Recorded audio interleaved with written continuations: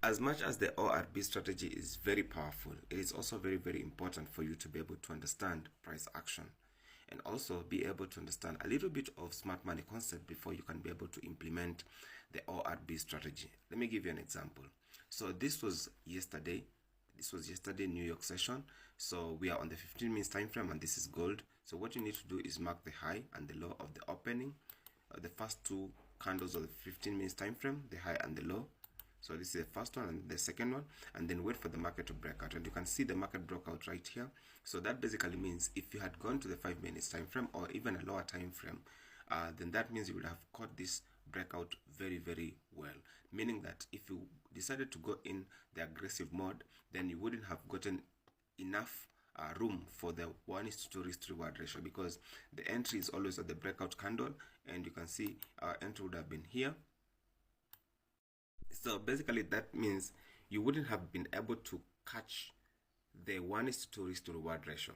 But now if you had marked your high and low on the first and the second candle of the 15 minutes time frame, and then take it a little bit lower to either the 5 minutes time frame or maybe that 3 minutes time frame, or whatever time frame that you have taken it, but a bit lower, then that simply means your entry would have been on this candle, because this was our breakout candle and then we had a retest back to that zone. So that means your entry would have been on the close of that, or the retest of that candle.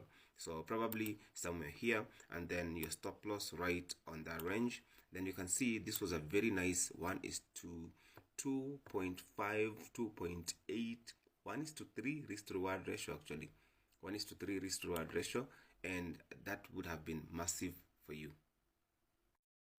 So now, when it comes to combining smart money concepts and the ORB strategy, this is basically how I personally look at it most of the time. So the very first thing that you need to do is, of course, have the two indicators, that is Sessions by Lux Algo and also Smart Money Concepts by Lux Algo. Once you have these two indicators, then you can easily mark out your chart to be able to see what is happening. So for example, let's take a look at this Tokyo session here.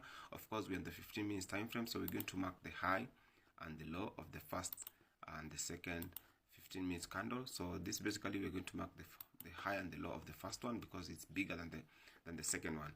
Again, the next thing that you need to do is look at the left. Look at your left. What is happening on the left? So when you look at carefully on the left, you can see there was a very nice trend line that was created here, and then this is where we had a change of character at. So we have a change of character here. And what caused that change of character? We had that massive move